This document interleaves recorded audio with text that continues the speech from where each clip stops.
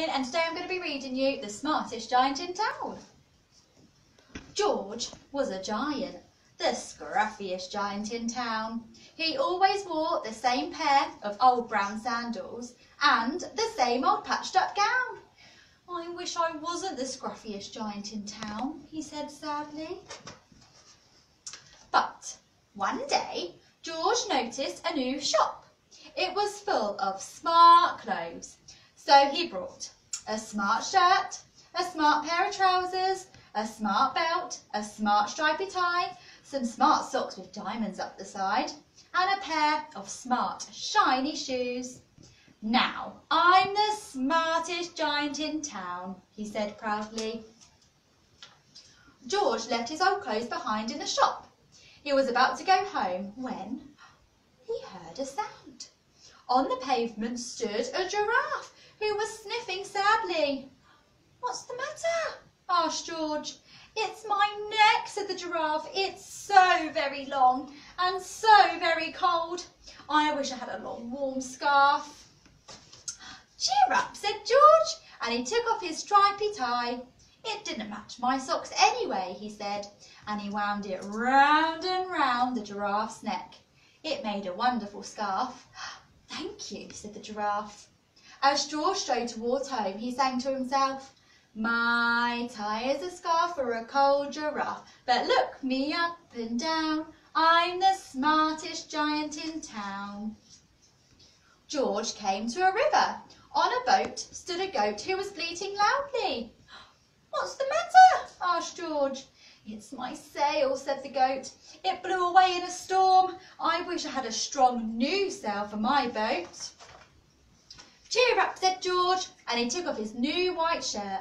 "It kept coming untucked anyway," he said, as he tied it round the mast of the goat's boat. It made a magnificent sail. "Thank you," said the goat. George strode on singing to himself, "My tie is a scarf for a cold giraffe, my shirt's on a boat as a sail for a goat, but look me up and down, I'm the smartest giant in town." George came to a tiny ruined house. Beside the house stood a white mouse with lots of baby mice. They were all squeaking. "What's the matter?" asked George. "It's our house," squeaked the mother mouse. "It burned down and now we have nowhere to live. I wish we had a nice new house." "Cheer up," said George, and he took off his new shiny shoes. "It was giving me blisters anyway," he said, as the mouse and her babies scrambled inside. The shoe made a perfect home for them. "Thank you," they squeaked. George had to hop along the road now, but he didn't mind. As he hopped, he sang to himself, "My tie is a scarf for a cold giraffe, my shirt's on a boat as a sail for a goat, my shoe is a house for a little white mouse, but look me up and down, I'm the smartest giant in town." George came to a campsite. Beside a tent stood a fox who was crying. "What's the matter?" asked George. "It's my sleeping bag," said the fox. "I dropped it in a puddle. I wish I had a warm, dry sleeping bag." "Cheer up," said George, and he took off one of his socks with diamonds up the side. "It was tickling my toes anyway," he said. As the fox snuggled into it, it made a very fine sleeping bag. "Thank you," said the fox. George hopped on singing to himself, "My tie is a scarf for a cold giraffe, my shirt's on a boat as a sail for a goat, my shoe is a house for a little white mouse, one of my socks is a bed for a fox, but look me up and down, I'm the smartest giant in town." George came to a big squelchy bog. Beside the bog stood a duck who was howling. "What's the matter?" asked George. "It's this bog," said the dog. "I need to get across, but I keep getting stuck in the mud. I wish there was a safe, dry path." "Cheer up," said George, and he took off his smart new belt. "It was squishing my tummy anyway," he said. As he laid it down on the bog, it made an excellent path. "Thank you," said the dog. The wind started to blow, but George didn't mind. He stopped on singing to himself, "My tie is a scarf for a cold giraffe, my shirt's on a boat as a sail for a goat, my shoe is a house for a little white mouse, one of my socks is a bed for a fox, my belt hoofed a dog who was crossing a bog.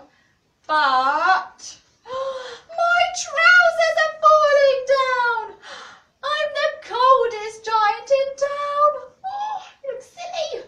Suddenly, George felt sad and shivery and not at all smart. He stood on one foot and thought, I'll have to go back to the shop and buy some more clothes. He decided. He turned round and hopped all the way back to the shop. But when he got there, it was closed. Oh no, cried George. He sank down onto the doorstep and a tear ran down his nose. He felt so sad at all the animals he had met on his way home. Then, out of the corner of his eye, he saw a bag with something familiar poking out of the top. George took a closer look. My gown, he yelled. My dear old gown and sandals. George put them on. They felt wonderfully comfortable. I'm the cosiest giant in town, he cried, and he danced back home along the road. Outside his front door stood all the animals he had helped. They were carrying an enormous present. Come on, George, they said. Open it. George untied the ribbon. Inside was a beautiful gold paper crown and a card. Look inside the card, George, said the animals. George put on the crown on his head and he opened the card. Inside it said, your tie is a scarf for a cold giraffe. Your shirt's on a boot as a sail for a goat. Your shoe is a house for a little white mouse.